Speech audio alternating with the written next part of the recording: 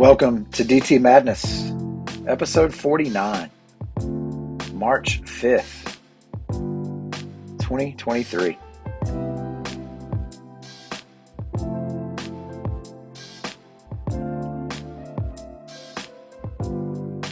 So glad you could make it.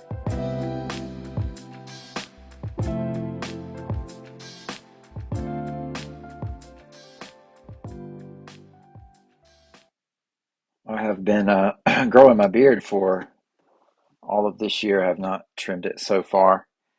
Still struggling with those 5 lbs,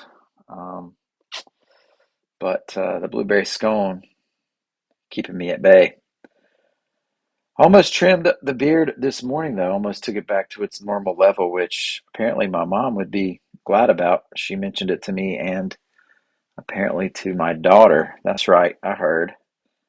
But I didn't, and I have no idea why I'm telling you this, except for it's kind of what I do here on the Madness. So, speaking of that, last week, the week kind of started off with my efforts at picking up trash along the side of the road.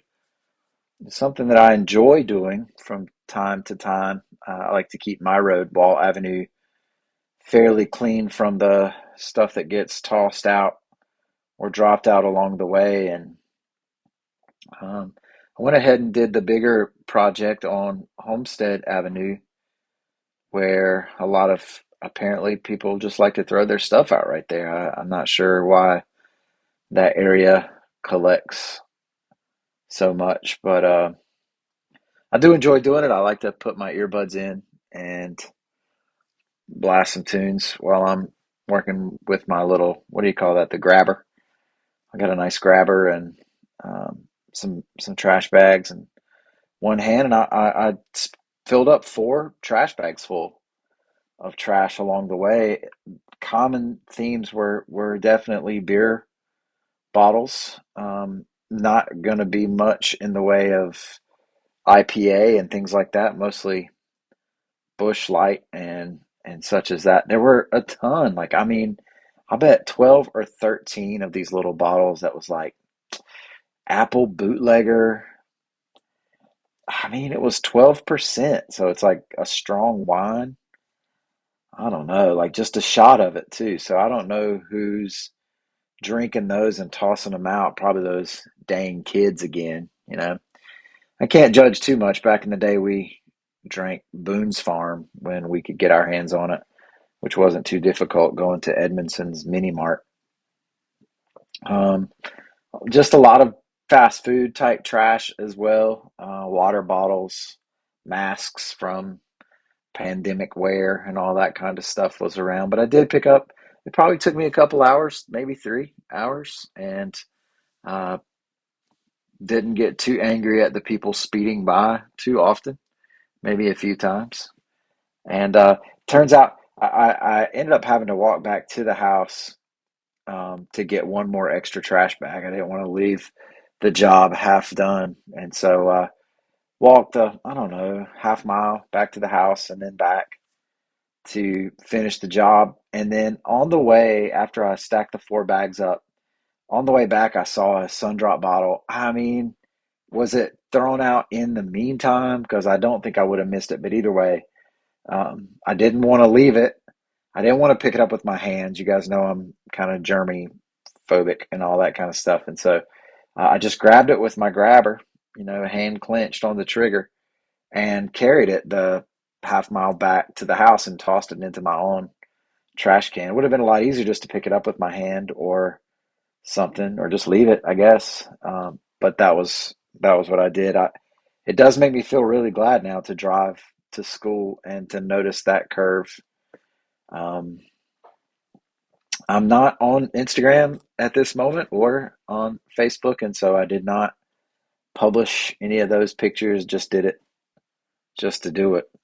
Some of the things that I thought about while I was picking up the trash and have been thinking about is just dealing with my relationship with my kids, and that isn't a bad thing. That's always something that I'm uh, contemplating. And in this stage, in this era that we're in, with three full-on teenagers, one in college, one driving, and one about to be 14. Um, I begin to think about letting them be who they are. There's a great quote from Marilyn Williams. Nope, that's the person trying to run for president against Biden. Marilyn Robinson, who wrote Gilead and Home and Lila and Jack, among other things. But one of the quotes she talks about is how existence is just the most extraordinary thing, and I have quotes like that around, and I always tell the kids that, and I mean it.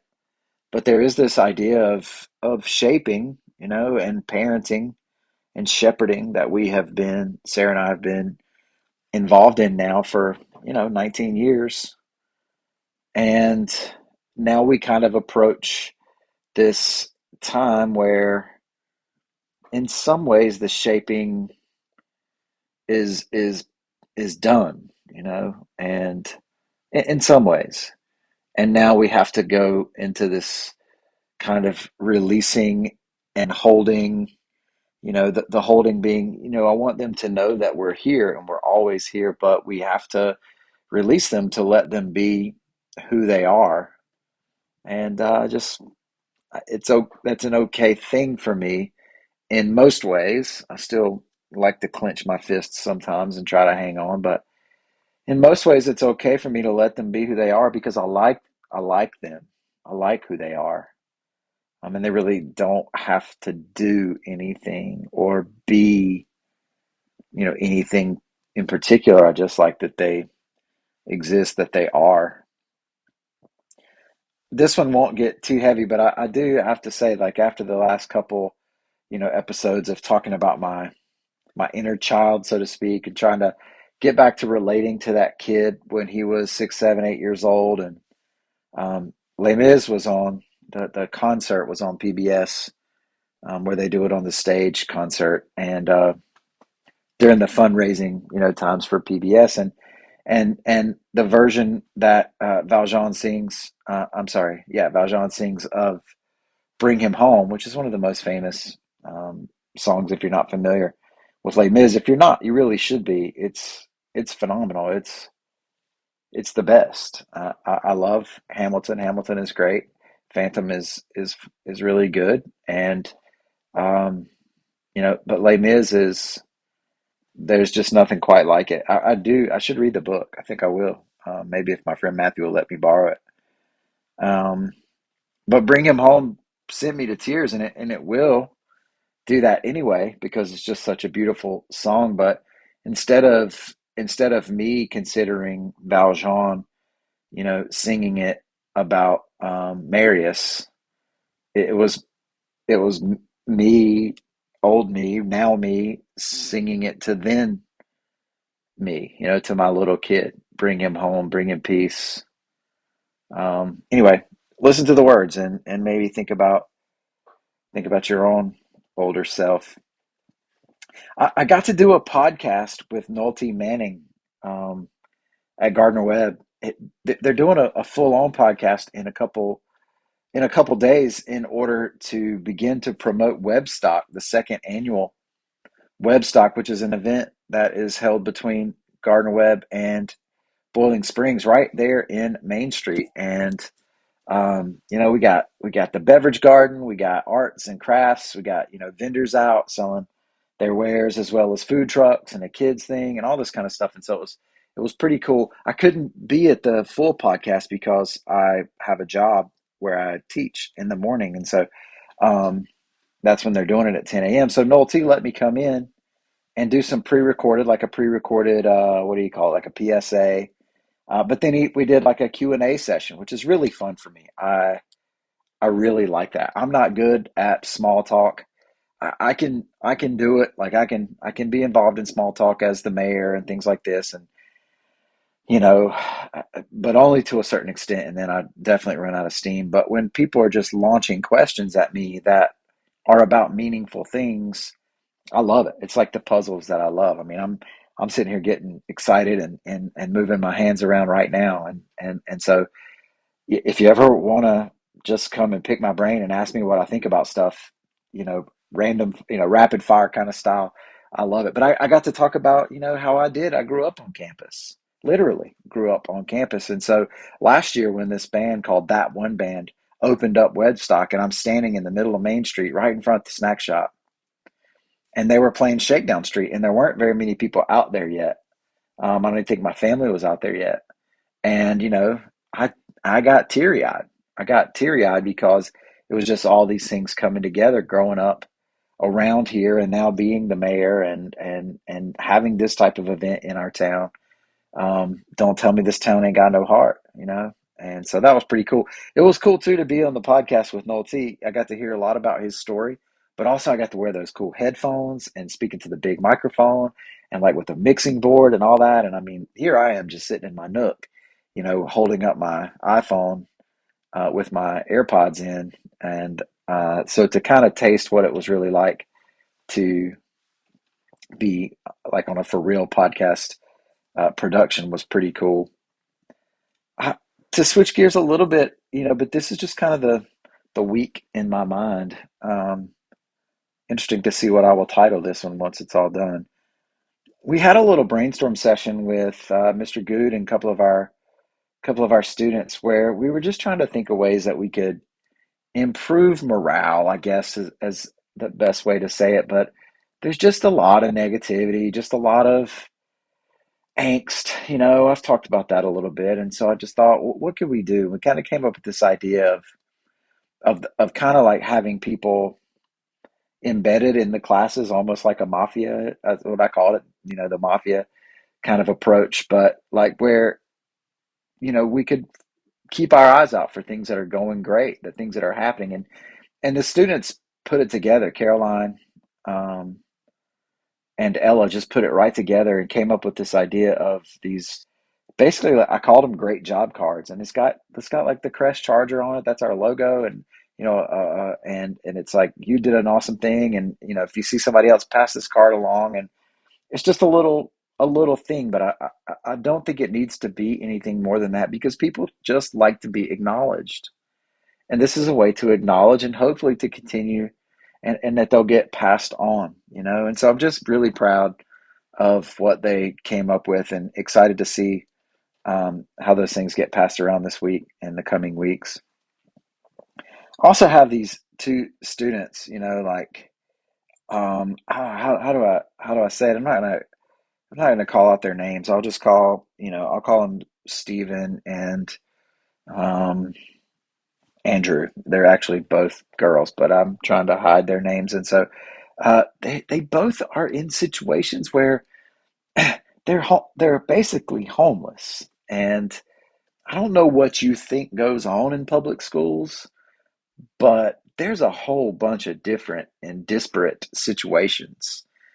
Is disparate a word? But yeah, like these two people have totally different situations. They're from completely different backgrounds, different races, different, families, and all that kind of stuff. And they both tend to want to work together. But this week we're doing project where you have to create your own town, and we'll just say what Stephen was out for the day when we began this, and so Andrew had begun to do it on her own, and so um, when when Steve got back, they started to work together, and it's just like it's mild mannered.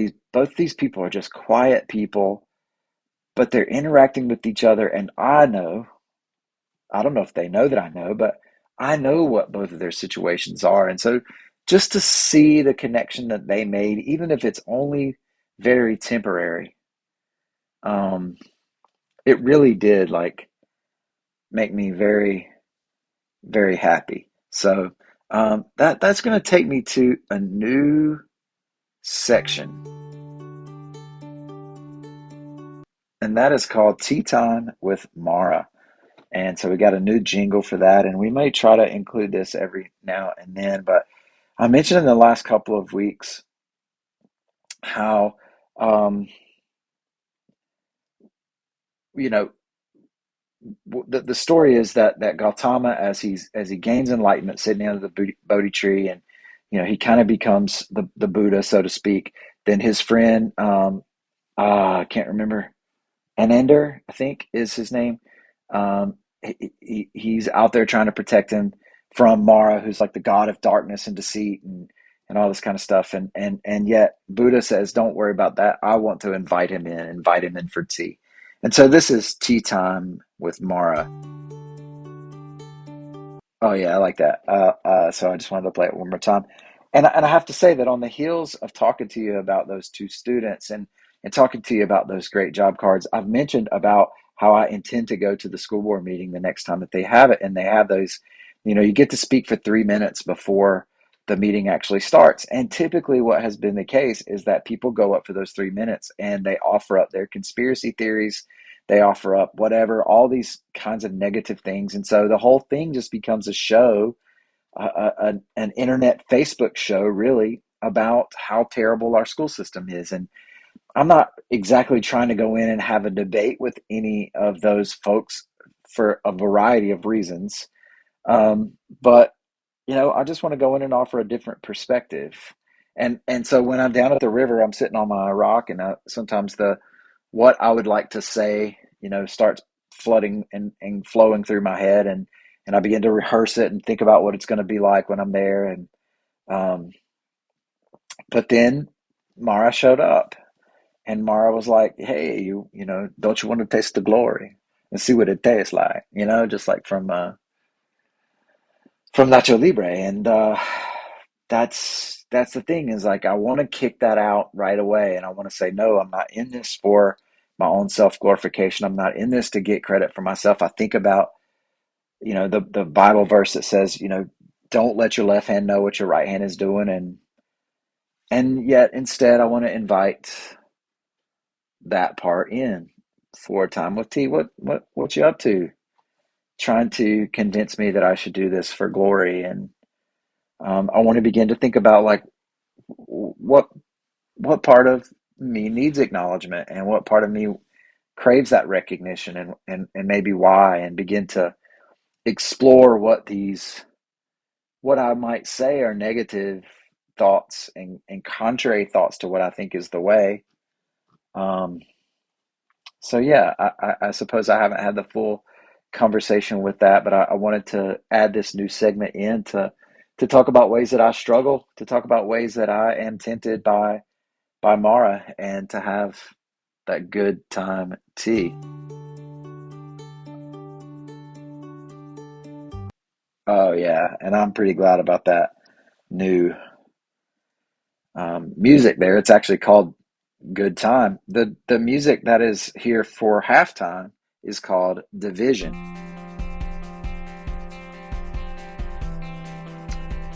And this one you are familiar with, and it is time for a little bit of a halftime break. I am definitely a regular at Hannah's. I got my coffee right here, and I think I'll just have a sip.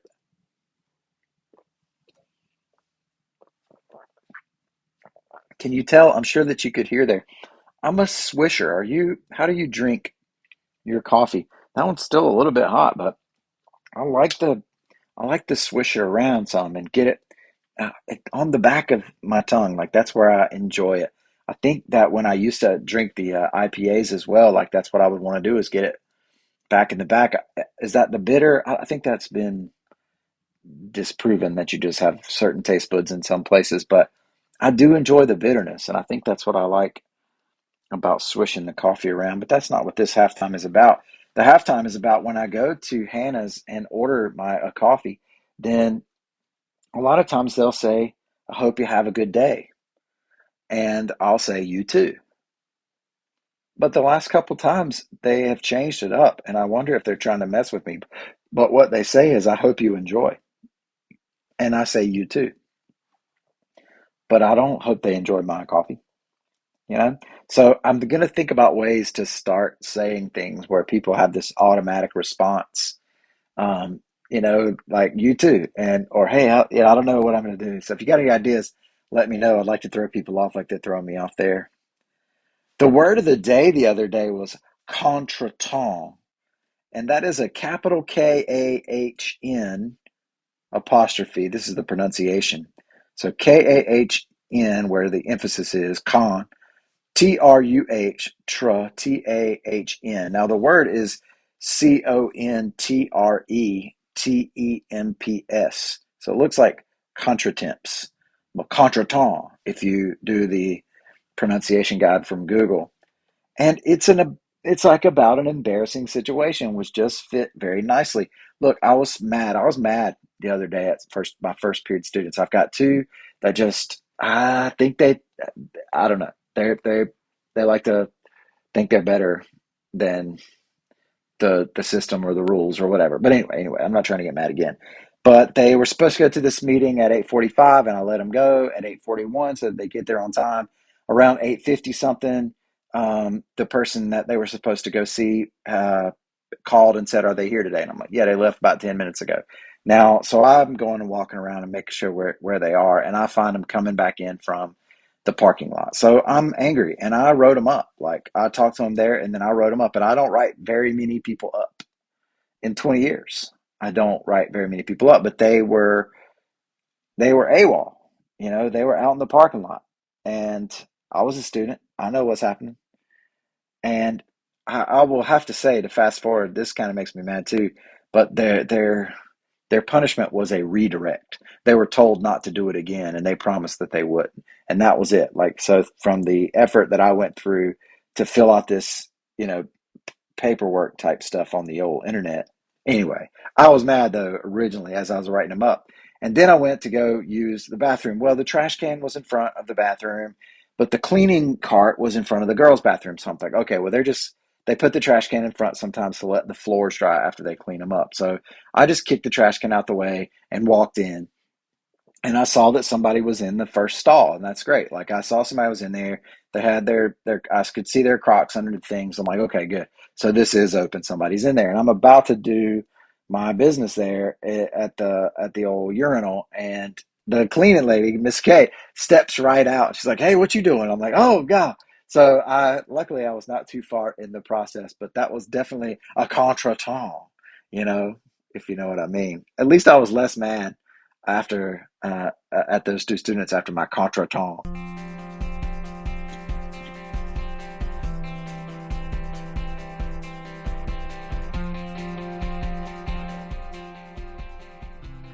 All right, well, part two here.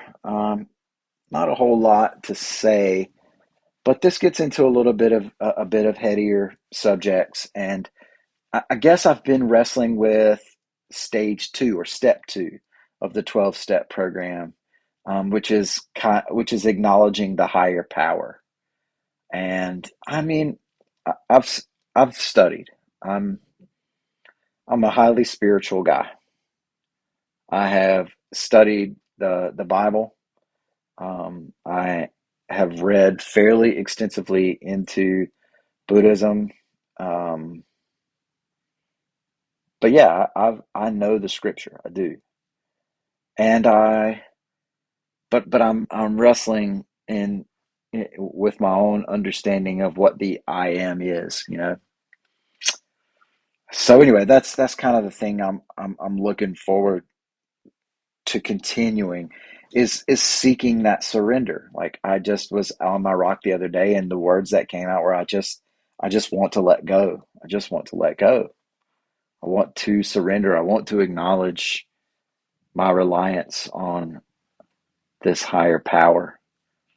Um, and I'm kind of working on manifesting and visualizing. I'm not much of a manifester or a visualizer. Um, But last summer was Freedom Summer, and this summer is going to be something very similar. Set Your Soul Free Summer, and that's what I'm visualizing. I got some tickets to a couple of fish shows. I'm going to go on to a pretty sweet road trip solo, like just by myself as I am seeking to set my soul free, and I'm almost like that's the end goal is that particular road trip where I want it to be a celebration. That's what I'm visualizing. That's what I'm manifesting. That week where I'm on the road by myself will be the celebration from the work that I've been doing to I just I don't want to live, in this fear. I don't want to live clenched up anymore. I think sometimes we get lulled into thinking that this whole thing is like a TV show. I mean, kind of like the school board whole thing is that people get drawn in like this is some type of drama where we're actors and we kind of lose the humanity of it all. And in thinking about that, what came to my mind after seeing several people sitting around the house, like every single person on his or her phone. To be fair, I was watching a bigger screen. I was watching Duke and Carolina. Um, and but this is just something that I'm recognizing about myself as I am detoxing from constantly being drawn into Facebook and Instagram in particular. My hours of time on my phone are down by almost half. And I hope to drop those even lower, even though it counts my Apple Music as time, and I think that's not right. But what came to my mind was this quote from Incredibles 2, and it says the screenslaver interrupts this program for an important announcement. Don't bother watching the rest. Elastigirl doesn't save the day; she only postpones her defeat. And while she postpones her defeat, you eat chips and watch her invert problems that you are too lazy to deal with. Superheroes are part of a brainless desire to replace true experience with simulation. You don't talk, you watch talk shows. You don't play games, you watch game shows. Travel, relationships, risk. Every meaningful experience must be packaged and delivered to you to watch at a distance so that you can remain ever sheltered, ever passive, ever ravenous consumers who can't free themselves to rise from their couches, break a sweat, never anticipate a new life. You want superheroes to protect you and make yourselves ever more powerless in the process. Well, you tell yourselves you're being looked after, that you're inches from being served and your rights are being upheld, so that the system can keep stealing from you, smiling at you all the while. So go ahead, send your supers to stop me. Grab your snacks, watch your screens, and see what happens. You are no longer in control. I am. Yeah, Incredibles 2. Maybe doesn't get enough credit for being up there at the top of the list of Pixar. But I just have been contemplating. I made this comment. What were we watching? Maybe West Wing. But whatever it was, we were watching the other day. Like, I made this comment to my family. I asked them if they ever thought that, like, if they ever felt like they were getting really close to having it all figured out. And they just kind of looked at me like I was dumb and crazy, which is at least half true. Um, and they asked me what I do when I get there. And I'm like, well, I never quite get to the end. But I've just been thinking about life and what it is, like what it means to be a human. Nothing new here, nothing new. I'm not coming up with anything groundbreaking, or groundbreaking. But we suffer and we love, and all of this stuff we think we can distill somehow all the way down to something we can understand, something we can handle, maybe something that we can control. It's a natural response to want to be able to shrink this whole thing of existence down. I mean, things like religion, all the institutions that we have, we try to make these snap judgments, and that becomes easier and easier and easier as algorithms and increasingly AI will help us make these decisions for us, maybe while still convincing us that we're the ones in control. But but there's so much, there's philosophy and literature and science and just trying to get to like backing up, like that drone's eye view and watching humans. I've been watching this documentary on World War I, just men being thrown into the war zone where they become expendable. I don't think is the right word. I mean, this stuff's going on all over the world. It's going on in Russia and Ukraine now. But where you knew you were going in to the front and there was this larger goal, this larger purpose, and you were going to be a part of it. I don't know. I have though. I've lived so much of my life in fear. I just don't want that anymore. I don't want that anymore. Now my nervous system is programmed in that way, and so I don't have any delusions or illusions that it's going to undo itself right away. But I'm here for the work. I'm trying to see the bigger picture. I was sitting on the rock just this morning after walking the Birch Trail, and I began to think about how at some point in time on that rock by that river, on a Sunday morning maybe, there was a guy. No doubt at some point in the past, 50 years ago, there was a guy that was sitting on that rock that was contemplating life and trying to understand, you know, who God is, who the I am is, what the higher power is. There was a man, a 45-year-old man maybe, sitting on that rock, just as I was. And I had this what sounds maybe like a crazy kind of realization that I am that guy, that I am a part of this whole thing, that guy is a part of me.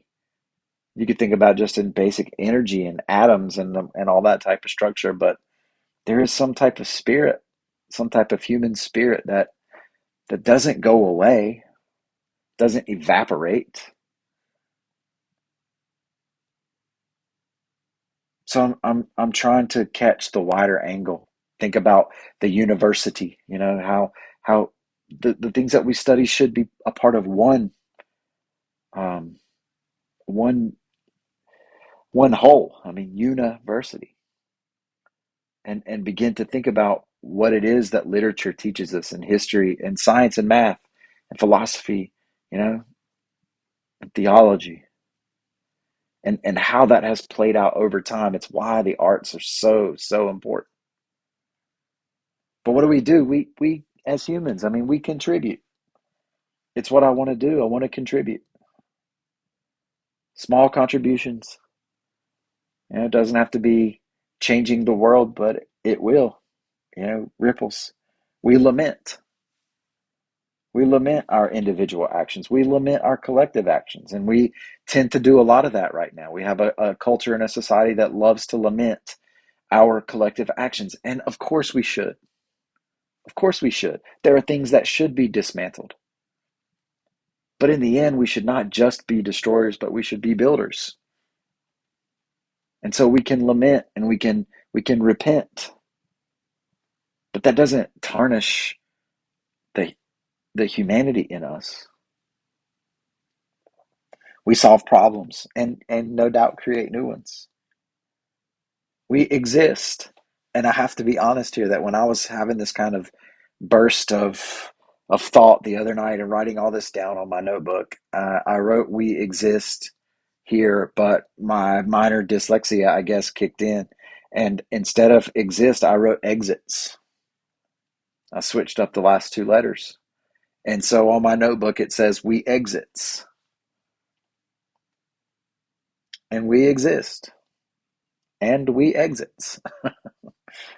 And we can try and run and hide and deflect and defend.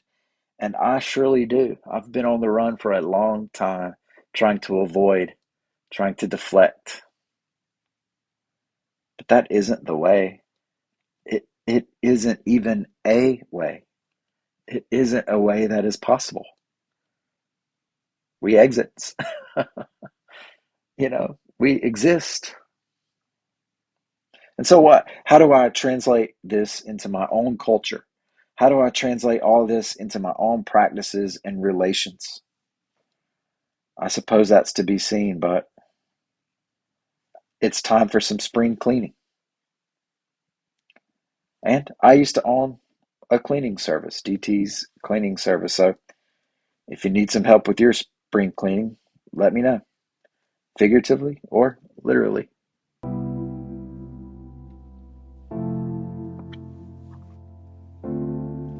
Well, this has been a Church of Six production, brought to you by the Bucket of Life, which has been refreshed just today. Isaac doing the work. By the Wall of Belief, by the magic rock, by the token of hope,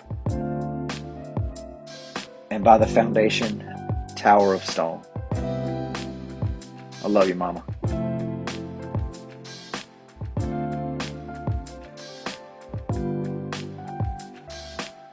Nothing divine is desperate. Don't forget to believe, y'all, and be live. Peace, my friends.